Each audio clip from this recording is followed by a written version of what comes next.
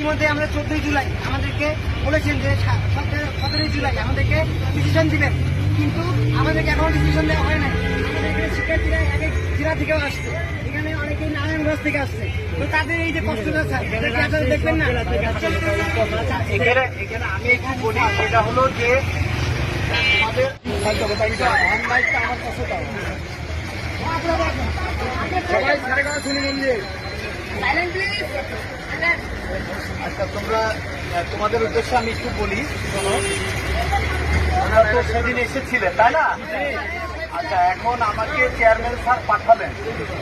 sir বললেন যে তোমরা এই বৃষ্টিতে এভাবে কষ্ট না করে, আর ওই দিনই আন্তরিকভাবে সমস্ত বিষয়টা অবহিত করেছে মন্ত্রণালয় এবং আমাদের ঊর্ধ্বতন সকল মহলকেই জানিয়েছে এবং স্যার খুব আন্তরিকভাবে বিষয়টা নিয়েছে এবং আমাদের বোর্ডের যে বোর্ড চ্যালেঞ্জের স্টুডেন্টের পুনর্নিরীক্ষণের ডেট হচ্ছে আজকের আবেদনের